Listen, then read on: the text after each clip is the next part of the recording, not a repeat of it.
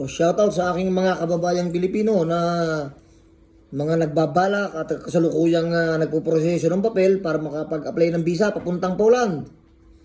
Shoutout sa inyong lahat yan. Magandang araw. At nais ko lamang kayo mabigyan ng impormasyon na itong aking mga kaibigan ay dalawang grupo. Yung isang grupo ay limang tao, at yung isang grupo ay 6 na katao. So simula nung July 12 ay may inassign akong 3 tao na magdamag panggabi para magbantay ng appointment ng slot. At yung 3 tao naman ay inassign ko para magbantay naman ng slot sa araw. Bukod pa dyan, ang pagbabantay ko ng slot ng appointment, binabantayan namin na mag-open. Ang opisina ay nagbabantay din ng slot. Ang lawyer ay nagbabantay din ng slot.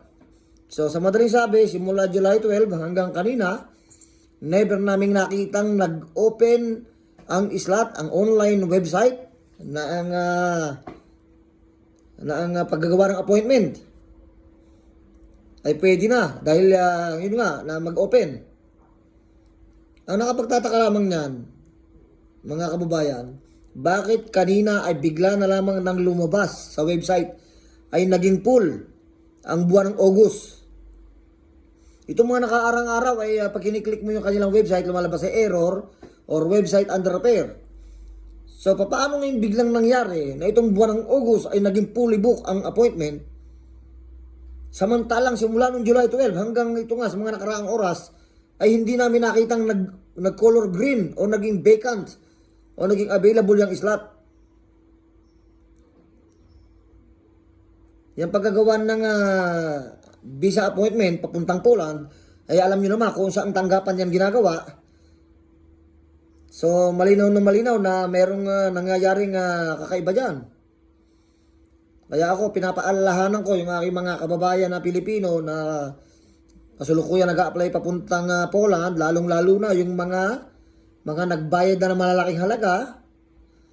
Dahil itong aking mga kaibigan ay wala pang binabayaran kahit ano sila. Kompleto sila ng papeles, ng legal na documents. Yung ibinibigay, yung inire-require ng embahada na 11 dokumento, 17 na dokumento. Ulitin ko, yung inire-require ng embahada na 17 dokumento ay kumpleto lahat yon at inasikaso ng aming lawyer sa Poland sa pakikipagtulungan sa kumpanya, sa employer. So sa madaling sabi, legal lahat ng proseso na ginagawa namin. Pero paano nangyari na simula nung 12 hanggang sa kanina ay hindi na nag-open ang slot at bigla na lamang nag-pull? Ay yan ang kinakailangan ay may paliwanag ng tanggapan na yan kung bakit ganyan ang ginagawa nilang sistema. So ako naman ay pinapaalalahanan ko ang aking mga kababayang Pilipino, bago kayo mag-apply, gumastos ng malaking pera kasi hindi naman lingid sa kaalaman ko na magsisimula pa lang kayo ng proseso, ay hinihingi na kayo, magbabayad na agad kayo.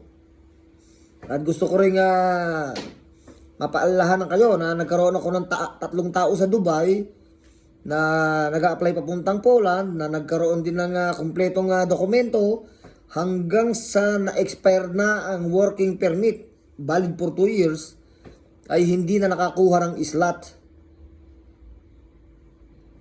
So kaya yung mga taong nagbayad o yung mga nag-a-apply na gumastos na sa application form pa lamang ay mag-isip-isip kayo.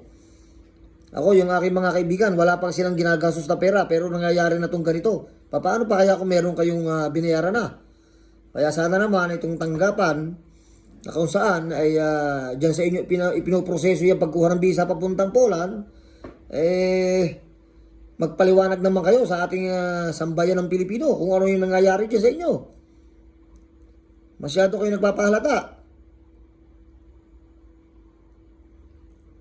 At ulitin ko, itong aking mga kababayan na nagbabalak mag-apply papuntang Poland, diyan sa mga recruiter sa agency, pag-isip-isipan ninyo kasi ito nga, kayo ng umaga lamang ngayon nagulat kami at kami na surprise na fully book na ang appointment na never namin nakitang nag-open.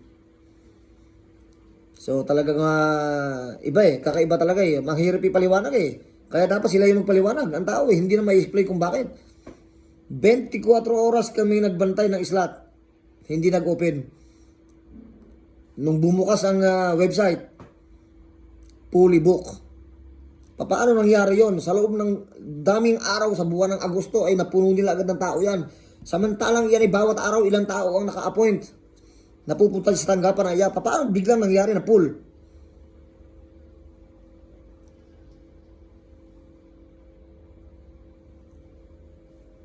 Pero ganun pa man, yan ay nai-report na ng aming abogado sa authority sa kinauukulan na ganyan nangyari itong simula nga ng July 12 hanggang kanina. Sana naman ay makarinig kami ng response ukol sa email ng aming abogado para masagot kung bakit nagkakaganyan ang sistema dyan sa Pilipinas.